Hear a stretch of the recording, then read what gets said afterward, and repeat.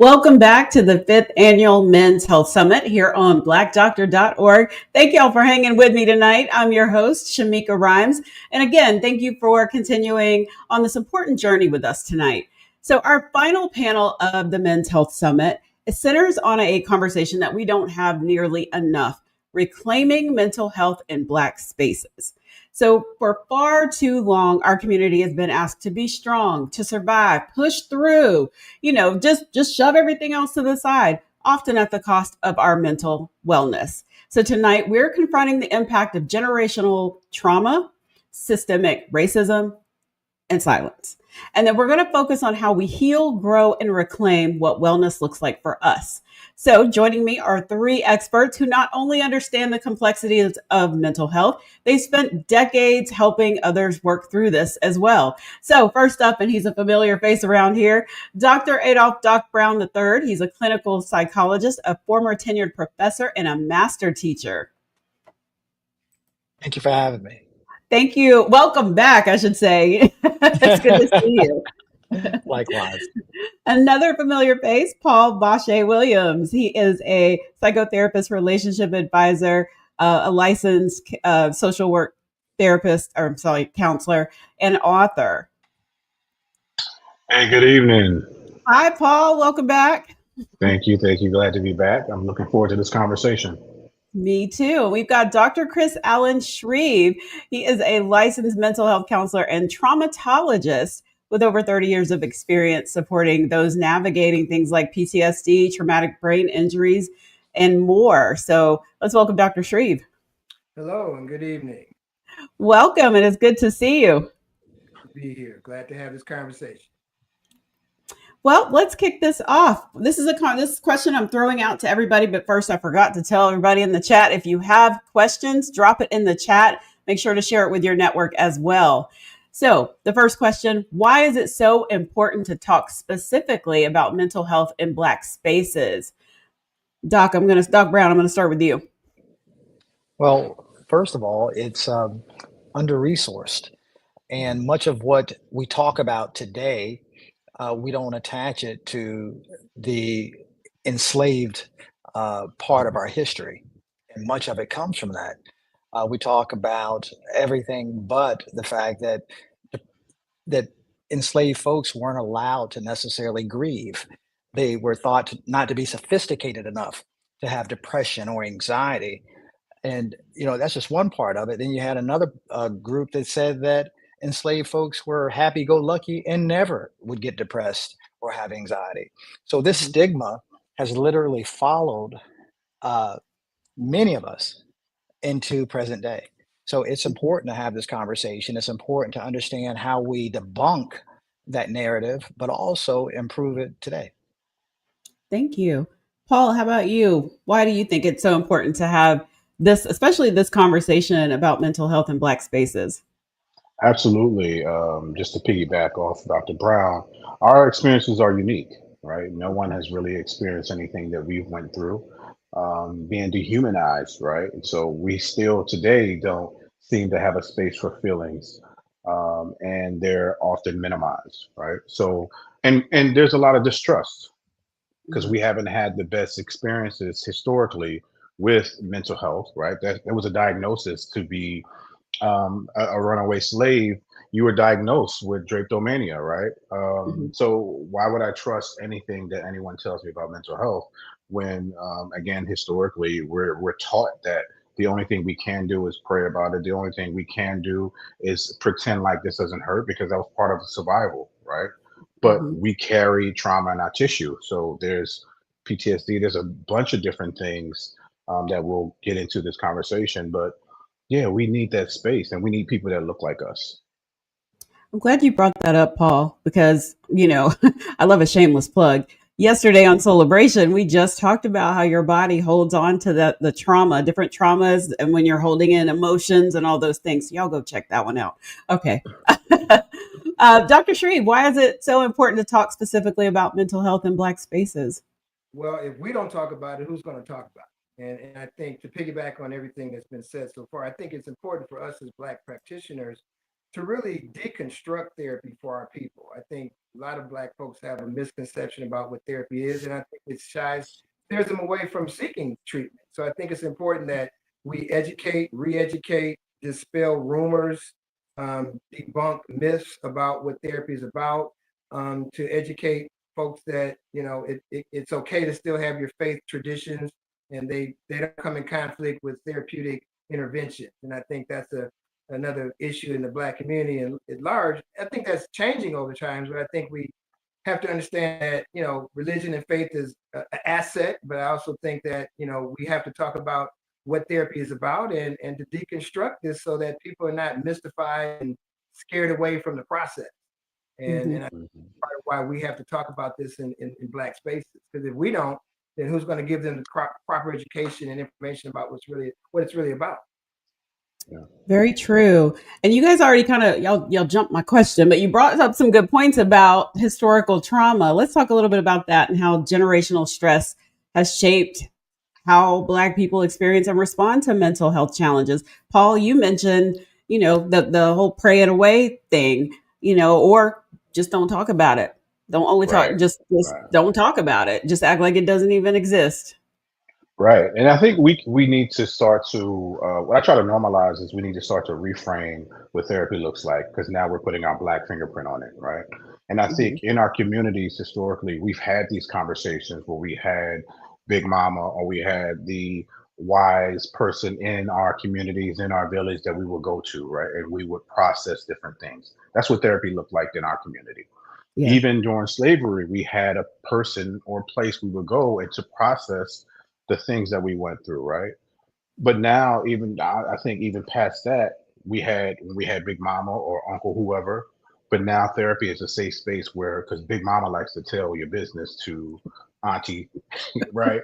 And then your business is all over the community. So now we have a safe space with the clinical background, plus the influence that we've had with our experiences. So there's the cultural connection that we have. But it's important, right? It's important to really stay connected to that because, again, like you said, we're told to keep it in house. Meanwhile, in the house, we're being abused. In the house, we don't have a voice. In the house, we just have to do it.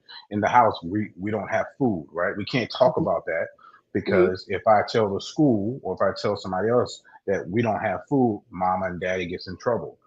I get taken away. If I tell somebody in the community I don't have food, now I'm made fun of, right? So that's even more shame. I can't even access the resources because they're eliminated. But now, again, with us as Black mental health practitioners, being able to bring that licensure in and also relatability and really, again, cultural connectedness is so important for us to really get to the place that we need to be. Absolutely. That's a good point. Big Mama gonna tell all your business. That was funny. Dr. Shreve, what do you think about the historical trauma, racism, and generational stress shaping the way that Black people experience and respond to mental health challenges? Well, I mean, that's a whole show by itself, but certainly talk about, slavery and the effects of Jim Crow, segregation, institutional racism, and, just the lack of access to services and not seeing our faces in clinical offices. And I think that has shaped how Black folks have access to mental health. And I do think that some of the challenges that we're seeing in our people are seen in substance abuse and in our, rates of, divorce rates and things like that. And I think that is how we've seen trauma intergenerationally and historically affect our people. I wrote a book a couple of years ago about trauma, and I redefine and deconstruct trauma as anytime we're overexposed to fearful things or under some type of attack. And so we as Black folk, we generally qualify for both of those definitions. Right. But they're kind of, morph into PTSD. And so I think what we also get into is the 4 F's that I talk about, which is the fight, flight, freeze, and fornication, states of the survival body and the survival brain. And so a lot of us as Black folk, we're walking around in states of trauma and in states of survival. Mostly when we wake up and before we go to bed, we're in a state of survival. And so I think that just the life that we live in general has shaped how we access, services and how it's affected our mental health in general as a community. Absolutely. I see Bashea Williams says that about the generational trauma. She says, my mother would always say, you come from strong stock, which so she just sucked it up because that's what her mother kept saying, you know. Doc Brown, how about you? What are your thoughts? Well, I agree with both of the brothers here. One of the things I want to piggyback on with Paul, that we need to see more of ourselves in the therapy space, and have more culturally relevant therapies applied to our issues. And, you know, we talk about this now, but this research has been ongoing for a long time. We got doctors Nathan and Julia Hare, who did the effects of communicator similarities in healthcare recommendations. You had some others that did cartoons with people who look like us, and there were messages, prevention, health messages. So we know it's effective, but there's an issue also with the gatekeepers of the mental health profession, and we don't talk about that enough. You know, we can talk about what we need, and we can raise our flag for people to come see us, but when they're gatekeepers, that brings us to the systemic issue of getting licensed in mental health, and the various barriers to stay licensed in mental health. So, you know, it would be great if we could put this in a box and put a little bow on it, but that's not the case. And Dr. Shreve, I want to also say, when we talk about PTSD, I think it's important that the audience know that when Joy Leary talks about PTSD, she's talking about post-traumatic slave disorder. Right. Yeah. Yeah. Yeah. And that's a direct connection to what we're talking about tonight in the way she frames it. So there's a bunch. What mental health has done for others, what medicine has, how medicine has betrayed us as Black men. So it's not just we say that Black men are bottled up, and I mean, we're not a monolithic group. First of all, there are a whole bunch of us who are acting out in maladaptive ways, but we got to stop saying it's bottled up. You don't stuff feelings and emotions and expect them to die. They don't. They fight harder to get out. So I just want to open the box to say that it would be great if we put a bow on it, but we got some issues to talk about. Right. Oh, absolutely. Well, that brings me to my next question. What are some common misconceptions about mental health in the Black community? I'm gonna start back with you, Doc Brown, since you opened the box. Well, I think that some of the common misperceptions is, Black men hold everything in. Well, as much as I don't want to make this a stereotype, but what about Black men who might be over-sexualized? Right. And that's not to say that it's a lust. It's to say that that's an avenue to work things out. Yeah. And as you know, it may be maladaptive and destructive, but at the same point that, we're not walking around always waiting to pop. We do talk about it. We do, but who's listening? Right. Who's listening? And Darius Rucker and Dax wrote this song about fatherhood, being a man. And in that song, it just basically talks about how a man is a provider, a protector, and pretty much that's it. He builds a home, but never gets to enjoy it as a home. It becomes a house, something that he repairs, and people depend on him. So, and I think they really touch the essence of what's happening in our Black community and families. Paul, how about you? What do you think are some common misconceptions about mental health in the Black community? I think we have this misconception that mental illness is a failure, right? And then we also have this thought process that mental illness is our fault, right? And when we're suffering from it, that means that we're weak, right? That means that we can't accomplish things. Seeking help is telling yourself and the people around you that you're not strong enough to just live, right? You're not strong enough to function, So we hear all types of different things, including therapies for white people. Mhm. All right. Mhm. Um, the list can go on. I posted something recently where I said that, this idea that there's no help for men, men don't have any help. And I said that's not necessarily true. I said we don't highlight the faces, the bodies that are there for men, right? We don't hear that. Mhm. Like the market is oversaturated with men don't have any help. And even a young man came on there and said that's not true. He said actually that is true. I've been looking for help for a long time. I said, you're literally talking to someone that helps black men. Mhm. Literally, you're on it says it on my title. So you're denying what's right in front of you, Mhm. right? I may not be able to help you personally, but I might be able to offer you a resource, right? So Mhm. sometimes we're in denial that something is not there and it doesn't exist, even though we can see it, we have access to it and touch it, right? Because that Mhm. goes back to the messaging that you have to figure it out by yourself. Wow. Shamika, may I say something in reference to Paul? Absolutely. Paul, do you find, and this was an issue many years ago, but and highlighted on different platforms. But do you find that maybe when they look at us, that maybe we're not as qualified as someone who doesn't look like us? Mm, mm. Mhm. Yeah, yeah, absolutely. On two sides, right? And I think when I first started to talk about mental illness in the Black community, just in general, how specifically on social media years ago, back when you needed a college email address to get on Facebook, I had white clinicians come and question my qualifications. Are you licensed to talk about this? Right? Wow. So that challenge was there because my credentials needed to be on display in order to talk about my experiences, my personal experiences, my clinical acumen, my knowledge.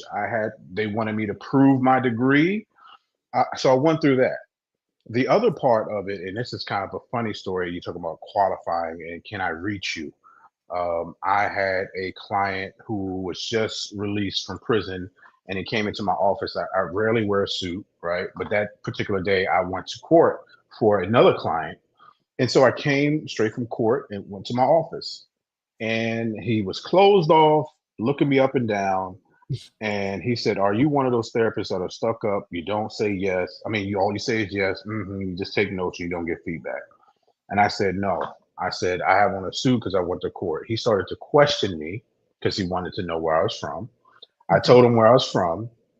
He knew who I knew. He said, oh, you're from such and such. I said, yeah, that's my hood, essentially. His shoulders dropped, unclenched his jaw, got comfortable, open wide open, right up, and Mhm. said, I wanted to come to therapy every day. I got so much I need to talk about. Just Mhm. taking that mask off, right, and giving that space and saying, you qualify because you look like me. You Mhm. qualify because you've been through the same experiences, same neighborhood. So you qualify, right? And that's what we need. We need that. Thank you for sharing that story. I love that story. Yeah. That's Thank you. great. Um, Dr. Shreve, what are some common misconceptions about mental health in the Black community that you've heard of? Well, aside from Black folks don't go to therapy, which is obviously changing radically. Black folks Mhm. are in treatment in record numbers. That one size fits all. And I think that gets back to the need for us as practitioners and researchers to create evidence-based models that can be more tailor fit to working with our people specifically. And I think that's kind of talking in the language of our people. And I think that's what Paul was speaking of, when he could talk in that brother's language, because that's one of my big assets as an African American practitioner Mhm. is I know the experiences of my patients, and I've had some of these experiences, Mhm. and so that is sort of an asset for us to really connect with our African American patients at a level that they won't connect with white practitioners.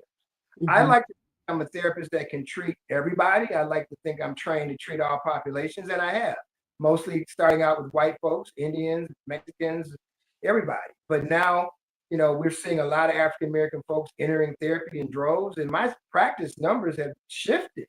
where I was primarily 75% whites, and now my practice has shifted to 75% Black folks. And I think that was due to the onset of COVID, kind of just freeing up things. And I think we as African Americans realize we're the most disenfranchised of all the medical systems. We're the first to die, the last ones to go get help. And I think we finally woke up to these facts. And I think we're starting to realize that we need help, just like everyone. And I had a little cute saying, and I think we're all adults here, but I say that when Black men come to therapy, it's a shit show because they have so much shit to show. And so, and that's really true, because when Black men start to unravel and the cork comes off, it's a lava flow. Flow. Because like you said, we are taught from our masculinity models to bottle and to be strong and to be fearless and don't cry and don't show tears. And I hate to say that those are really not stereotypes. Those are really some things that I think we still have to break through today with some of these younger men who are still embodying some of these more toxic elements of masculinity. And that's a lot of work that I do, is talking about Black men and toxic, behavior. And so I think those are some of the elements that we see. And I'm kind of getting a little away from the question, but another misconception would be that mental illness is demonic possession.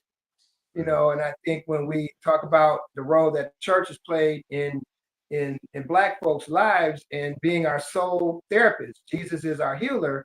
And I think, there's a lot of misconceptions around, what mental health is, what mental illness is, especially with diagnoses like schizophrenia and delusion, where people can talk to themselves and have a lot of audio and verbal hallucinations, where people start to think that these are more demonic and spiritual issues when they're really more clinical, and mental health issues. So I think that's some of the misconceptions as well, that, we African Americans have to re-educate our folks that, these things aren't necessarily spiritual and based, that they're clinical and based.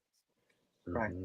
Dr. Shreve, when we talk about the involvement of the church, the Black church, if a pastor breaks their arm, as much as they want the congregation to pray for him, the pastor's going to go to the doctor. Yeah. However, there are many pastors who, when someone comes up to the office or altar and lays a relationship issue or some inner turmoil, they want to lay hands. So I think we have to have the church understand that it's a legitimate helping profession, and it works. So, but I do see that we say the congregation, but there are pastors who believe similar to what you're saying. Yeah. Now, I will say this, and I like to be fair that those things are changing, I believe. And I do think that definitely the actual licensed professional counselors working in church ministries as therapists. Now, I think that's within the last 10 to 15 years. I've been in the field for like 35 years. So in the beginning of my career, you're right. It was the pastor, we're going to go to scripture and we're going to pray about it and that kind of thing. And I will say, I think the church has evolved. Some of the churches have evolved to really embrace the notion that we need Jesus and we need therapy. And I think that's what I think is important to see, that those things are merging, and they're both assets in the therapy process to have a faith base, if you have one, as well as having solid clinical intervention, and to combine those together. It's a very powerful model. And I think believers, have an advantage, maybe I'm a little biased here, but I think when you have a faith tradition, you have something that may be more powerful than clinical intervention. And I think the combine of both of those are really a powerful model. So I think we can bring religion back into therapy if we reintroduce it the right way. Yeah, and just to add to that, I think we do a disservice when we neglect the spiritual aspect in the therapeutic space, right? Absolutely. And we tell a client that we're not going to talk about their faith that has gotten them through some things. It's unfortunate, right? And we're missing something that's very vital and important to their process and to their livelihood. Absolutely. And I've been in child welfare, and working with young men, and a mother may have schizophrenia who can give every single word in the Bible from Genesis to Revelation, and still is impacted by schizophrenia, right? And that's the thing, because all her life she was told that she didn't have a good relationship with God. That's why she's dealing with what she's dealing with. So what did Absolutely. she do? Go study the Bible, Yeah. Mhm. right? So then she didn't have the opportunity to really address it. And Yeah. like you guys said, my pastor did a wonderful thing. We did some social media work, and I'm also one of the clinicians in the church, where he actually said something similar to what you said, Dr. Shreve, where he said that, or I think it was you, Dr. Brown. He said, I don't get some of these pastors who will sit in front of the congregation and say, just pray about it, and we'll have glasses on. Yeah. Mhm.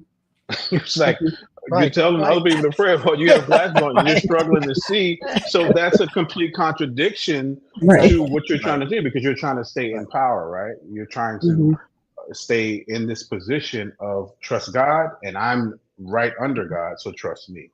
Right. Mhm. But like you Right. said, it is a powerful Right. movement that the church is coming around. The church is having Yes. clinical licensed people Mhm. there to support, to handle, and plus the pastor is overwhelmed. A lot of these things he can't really address, Yeah. and Mhm. they're starting to know that, and they're starting to use referrals and Yeah. know that they are not less than, right?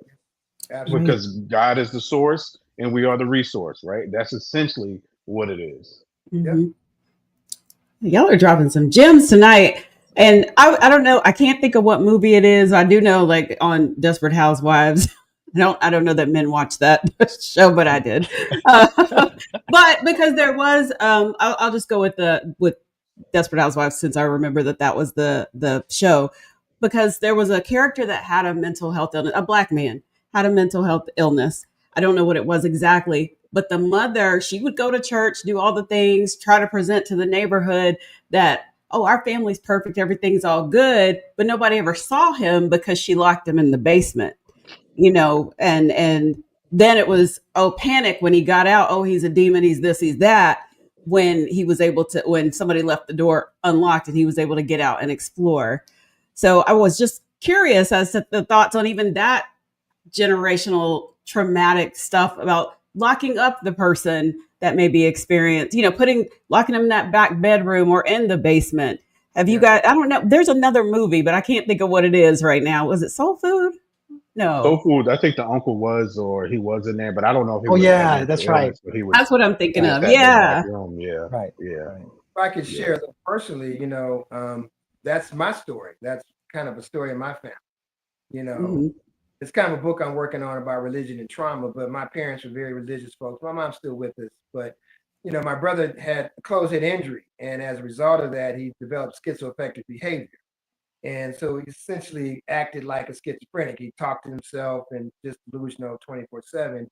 And my parents, they prayed on it for years that God would deliver him and all of that, and they didn't really seek the services that he needed to get. And they did basically kind of hide him, and kind of shun him from the family system, so it's kind of a book I'm working on, and years of things I've had to work through in my own family. But you're right, that is a situation that does happen in our family because of the Hmm. shame, Mm. embarrassment, the stigma that happens, and especially in religious families when you've got a strong faith tradition, and God doesn't deliver that sort of clinical intervention. I think that sent my parents into sort of a spiritual conundrum of sort, and because they were really devout Christian believers and they really believed that God would heal my brother. But, I knew as a clinician that he had an organic brain injury that was not Yeah. going to be necessarily healed by God. But I've also seen God heal people. So, I mean, it's like, you got to Right. really use wisdom, Right. It's a because there combination. are healing powers that Right. happen. People do get healed, and it is based on their faith tradition. But I think we also have to be very wise to use, whatever we have on this planet available to help people get better. Yeah. Yeah. Yeah. And if I Absolutely. can share two things connected to that really quickly, I Yes. was working with a black gentleman who was a doctor, right? And he didn't have any faith. And so we rarely talked about that in a session. But he somehow saw me on social media talking about it with someone. And he said, I didn't know you were faith based. I didn't know you had a spiritual background. And he said, one thing that I can say the patients that do have faith tend to live longer, tend to have a better chance. And he said, I don't know what it is. I'm not exploring it, but I will give kudos to that. Right. So I Yeah. think that's important. Right. And when Dr. Shreve, you talked about education and being really self-aware, I was a couple of months ago, I was kind of having a conversation with my mother, and she's always been like, just pray about it. Right. Just pray about it. Just pray about it. And historically, if we look at slavery times, we look at times when we didn't have any freedom or any power, that's all we could do. That's right. Yeah. So there's a Mhm. generation of praying, Yeah. praying, praying. Now we're free. The prayers worked, Right. Yeah. Right. right? Oh, Exactly. yeah. Hmm. So now Right. that parent is telling their children how Yeah. they survived and how they got free. So Right. now that parent is now telling that child the same thing. But now in our generation, we're like, well, we can act, but they're That's right. still right. Mhm. They're struggling with the connection with that. Mhm. But I think we have to give some grace with the previous generations because that was their real experience. Oh, absolutely. Well, Absolutely. Paul, there's research that shows that patients who prayed, or excuse me, people who prayed for patients Mm-hmm. in the hospital versus patients that did not receive prayer, Mhm. Mm. the patients that were prayed for, and it's relatively last couple of years, the patients that were prayed for actually did better. Yeah. Well, there's a double-blind study on prayer, and they Yeah, right, exactly. in other Right. states, they got better in other states. So yeah, prayer definitely scientifically has been measured to work. So Yes. Yeah. Oh, I'm y'all so have dropped some glad. gems. I wasn't expecting the combo to go here, but I'm loving it. All right. All right. Well, I'm loving it. we'll give the mic back to you. Thank you. Thank you. Well, what are some signs that someone in our community might be silently struggling? Because, like we said, they'll put that wall up, hide behind that mask because they're gonna tough it out, pray about it, or just deal. Or I've seen on social media some of the men will turn their podcast mic on, or or there's a whole bunch of things. But how do we know that someone is silently struggling? Doc Brown, I'm gonna start with you.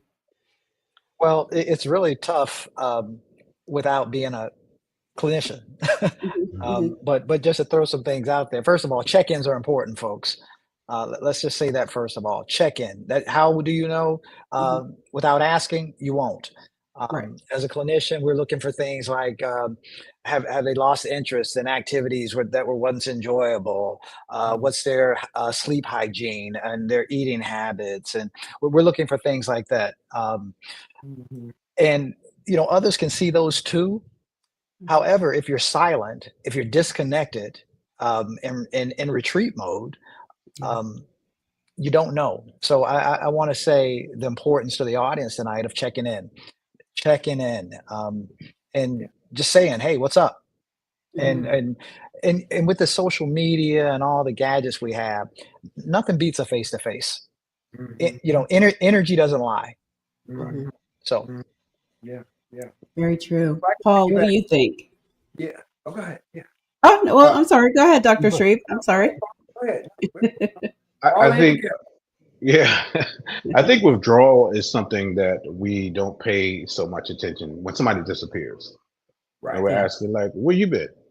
Mm-hmm. And they may say, I was good. I was just working on some different things. Like that's part of that check-in, right? And being inquisitive about the people that we know, that we touch, that we're around. Because when people disappear, there might be something going on, right? And that person that I love the person that says, I'm always good. Okay, so what are you doing that makes it good? Like, give me a rundown, a play-by-play, and how you're always good. Because Oh, that's a I'm good in one. this field, and I might be on an island and still not be good. Like, I want to know because with pass that good juice around. What's that? What's that look like, right? Yeah. But I think like Dr. Brown, you summed it up. It's just like that. Like you're losing interest in the things that you normally would like, right? And what happens to your sense of humor. But then there's the other side of it, the person that's always joking, right? Because we learn how to use humor to hide pain, to hide Yep. to get rid of discomfort or to avoid discomfort. So there's a myriad of different things that that just show that. And here's the assumption that may be valid is that we're all going through something, right? There's Yeah. something on everybody's plate. Hmm. Absolutely. I'm gonna dig deeper when I have a friend that's always saying, I'm good. And I'm like, I don't know that you are, but nope, I'm good. So now I'm gonna be like, well, how are you good? Thank you for that, Right. Paul. Yeah. Yeah. Dr. Shreve. Yeah, that's great. I was going to piggyback when people say, I'm all right, I'm good. And I say, well, how do you know? And they look at me like, what do you mean? Huh? And I'm like, Hmm. it's not a trick question. How do you know? Yeah. People Yeah. Yeah. Yeah. say that, and it's a routine statement. And then when I Mhm. say, well, how do you know? And then they look at me like, it's Chinese. But let me just piggyback on some other things that I pick up, and I don't know, and I'm sure you all pick up this, that I think we have become more aggressive and more angry as a Yeah. society. And I'm seeing this increased aggression in driving behavior, in communication, customer service, all kind of areas that I'm seeing this increased level of just overall aggression. And I don't know if it's post-COVID. I've done a lot of research and work on COVID and the effects that COVID has had on all of us. And I still don't think we know yet. But I see this anger and this isolation as two common themes that I see on an increase. They're not quite silent elements, but they are certainly things that I'm concerned about. But the more silent things that I think are more like we talk about the isolation and the withdrawal. And I think that other things are being like deviation from routine, when you start seeing people kind of deviate from their normal routines. And I think looking at employment gaps and educational withdrawal are signs that I see, because I work with a lot of adolescents and young folk. And we're brewing a population of kids who are not self-sufficient. They don't understand what this real world is about, and they're not preparing themselves to be self-sufficient. And I've got young folks in their 20, kissing 30, and still don't have a clue on how to be self-sufficient. And you'll find, as I do the back trail, that it's undiagnosed ADD, it's borderline autism, all these things that didn't get caught when they were in K through 12, and education as a stepping stone. And so a lot of these folks are matured and they've grown up and they're not prepared. And I think it's very silent. And I wrote a paper in grad school about blue lights in mama's basement, talking about Black men who are living in mama's basement because they don't have a plan. They can't be self-sufficient. They can't be on their own. So I think those are the silent things we see, men who are walking their pit bulls and sagging and they're 40 years old. I mean, they're not talking, but they're talking loud. You know what I'm Yeah. saying? Exactly. Yeah. Right. Those are things that I think we see that we're not really sure what we're seeing. But I know as a clinician, I'm sure you other brothers know that as well. Those are the roots of underlying mental health pathology. Yeah. Mhm. Yeah. So Yeah. A how lot would of you? untreated mental illness. Yeah. Yeah. You Well, know, Dr. Shreve, again, go ahead. I'm the sorry. systemic issue where you're having to do a backtrack to find out why Yeah. these diagnoses weren't caught. Black men have the highest diagnoses of schizophrenia, Mm-hmm. but receive the least amount of medication titration. Right. And we know undiagnosed ADD is a pipeline to prison. So, and so yeah, Exactly. that's what I'm concerned about. Those are the silent things. They're not quite silent. When we see all the numbers of African American men in prison, that's screaming at us, as Yeah. to what these problems are. Yeah. And also it's weaponized, right? Even if you are, instead of being treated, it's weaponized. Absolutely. Yes. A quick story. I have so many stories, but in first in first grade, I went to PS 183 in New York, Manhattan, and I was in this classroom, and I remember just one day of a class, but I was in this classroom. My mother could tell the story better, and the teacher was saying that I was disrupting the class. I couldn't keep up with the class. She also said that I tried to steal money from her purse, and then had me was telling people that I had ADHD, was telling them that I had oppositional defiant disorder, and I needed to go into special education. Right. So now I'm taking all these tests, and I take all these tests and they find nothing. And so my mother went in and says, let's move him to a different class. I go into the different class and I'm a leader in the class. I have the best grades. The kids love me. The teachers love me. So they started to investigate why my experience was different with each teacher in each classroom, right?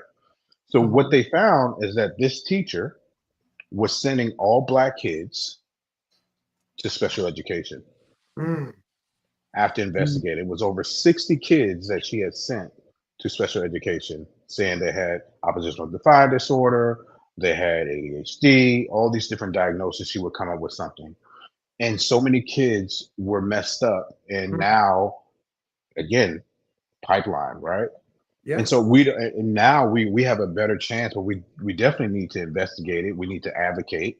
But I thank God that my mother did advocate for me. But not everybody has that, right? Sure. So it's just unfortunate.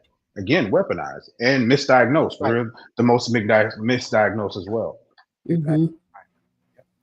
Wow. Well, now that you brought that up, kids, how can we teach the next generation to value mental wellness from an early age? Paul? Well, role model, first of all. Yeah. More is caught than is taught. They're watching us more than they're listening. I think that's self-care.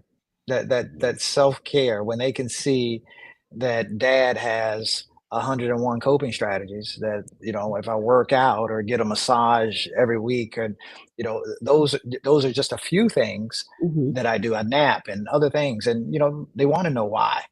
And I tell them that this is a part of my self-care, to do what I may, to do for you and others. So I think role modeling is the very first thing. This starts at home. Yeah. And not saying that everyone has a home, but everyone, it starts in the family. Yeah.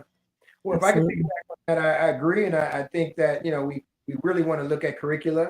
If we can control curriculum and infuse that into K through 12 and and I'm a wellness practitioner as well. And I try to infuse wellness concepts and teach people how to take care of themselves. And I think we need to start infusing these kind of ideologies and these mindsets starting in kindergarten, teaching kids how to do yoga and meditation and things of that sort, and how to ground themselves and how to emotionally regulate. I think we have to start early, and and as you said, Doc, Adolph, incorporate this in the family system and train parents and educate parents and use social media, and I'm into virtual reality. I have a virtual reality therapy agency for my younger patients. Then we can do therapy in VR, and so I think you have to talk in the language of the population, and so books, cartoons, and game platforms and things of that sort.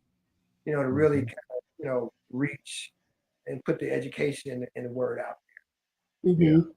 Yeah, I mean, just to add to that, something short. I mean, we have to encourage and also applaud it when we see it, right? When we see the kids doing it. Yeah. Because we need to be affirmed, and they need to be affirmed. Because at the same time, as we talked about, this generation that doesn't know how to be self-sufficient and independent, right? You hear the backlash because they may know skills for self-care, but they don't know how to work or find a job or maintain a job. They're talking about how this generation is soft, and because anytime they run into some conflict, right, they break down. They're not given the right tools, and they're not affirmed when they use the tools, right? So you have the older generation who also needs to be able to be vulnerable and be coachable, right? So there's two gaps, right? We're in the middle, being educating the younger and the older, right? So because the older saying that this generation is young. I had a friend, and you know him. I'll say his name, Tyson. He went online and said something about these kids are soft today, right? And so we went back and forth and kind of challenged that because he's traditional, right? He's up in the woods, right? He rides horses and all of that. But I explained to him about the equestrian therapy, right? Like equine therapy. I said, you recognize that you're doing things that are therapeutic that your kids have access to, and they're out in the woods doing survival skills and stuff like that. That's part of it. If you're in the inner city, you've never seen a horse. That's on TV. The Federation of Black Cowboys are in New York City. Okay. Oh, well. Wow. Yeah, that's right. I apologize. That's right. I was in the Bronx. I was in the Bronx. The only horses we saw, the police had them. And they rode the horses on the highway. Okay, nice. Out of Queens. Oh, nice. Okay, I stand corrected. That's funny. Mm-hmm. But having access to those things, right? And I think that's the big thing. I think we're all echoing that. It's just having access is important. Yeah, big time. Mm-hmm. Yeah. So to wrap this up and put it back in the box for now, I like the box analogy. What does reclaiming mental health look like in practice? How can we, is there a way to reclaim mental health? Who wants that one first? Who wants to take it on? Well, I'll take a stab at it. I think, I think a lot of it, what we can do is to increase the numbers of Black folks accessing treatment. I think that's a big factor in what we could do to, really, give more hope and to provide more, conversations for our value. I think increasing the awareness of the value of mental health in general. And I think those are things that are important. I like what Kendrick Lamar did. I like the message that Simone Biles sent, that mental health is important. I had a lot of brothers that flocked into therapy after that Kendrick Lamar album came out. And I listened to it, and I'm into jazz, so I'm not really, too much rap that much. But, all I heard him say was, I had daddy issues and I went to therapy. And so apparently that's the whole needle of Black men coming to therapy. Right. So things of that nature. But so those are things that I think we can do. Destigmatizing, mental health and those gaps between religion and clinical services. And I'll turn the mic over to my other colleagues. All right. Thank you. I'll say I think one of the things. Oh, go ahead. No, go ahead. Okay. I was thinking that one of the things or several of the things that we could do regarding just how we view mental health and how we view the strategies that Black men deal with things. We can't be pejorative.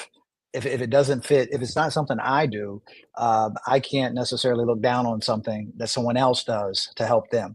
Loud music. If that's all I have, and my speakers make other people's cars rock, then that's my thing. Right. If I swag and that person swag didn't like my swag, that's their swag.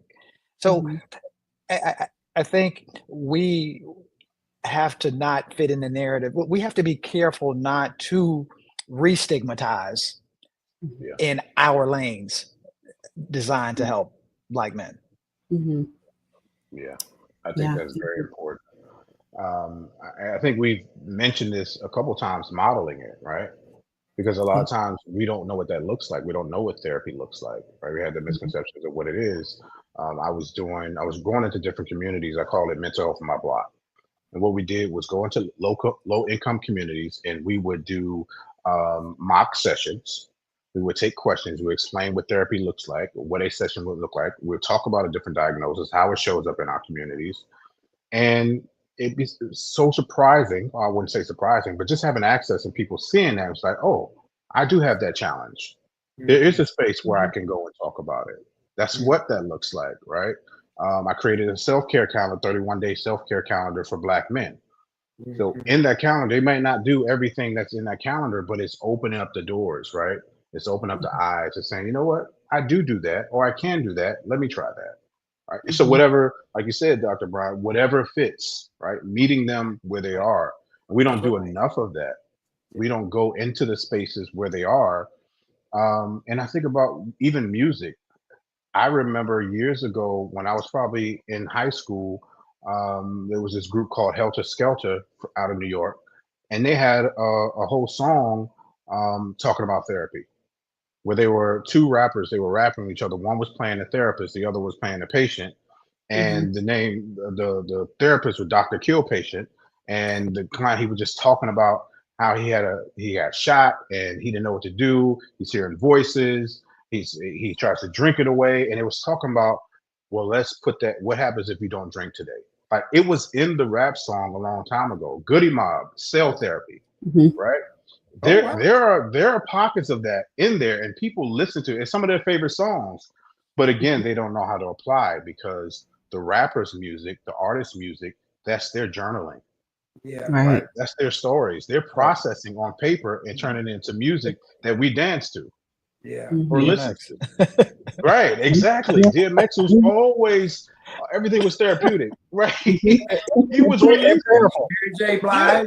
Right. Yeah. Right. Yeah, Mary J. Blige was my therapy. yeah. That's why we can. My life album. That's why we connect with those things because we can relate. We're seeing those things at the top of our lungs and saying, "This is our experience." I know what song to put on when it's time, and I also know what gospel song to put on when it's time to praise and worship. Right. Come on. So, Come on. yeah, Yes. these we just have to name these things as what they are, and Mhm. again, go into the communities and normalize it and connect the dots for us. That's right. Shamika, I wonder too if we talk about daddy issues, but Mhm. if you ask Black women about it, they'll tell you that Mhm. a lot of men have daddy issues. Yes, I just finished And dating one. Yes. and that's hardly ever discussed. Mhm. And mother That's wounds. A lot of us Yep. men have mother wounds as well. Yeah. Yeah. This Yeah. sounds like a topic for celebration. Nobody escaped childhood without a wound. Right. Right. Exactly. Love Exactly. it. That's awesome. This has been so amazing. I don't even want to, I wish we could talk for a whole nother hour, but I do have to wrap up our Men's Health Summit. I want to thank you for coming on and being open, transparent, and sharing your view of mental wellness in our communities.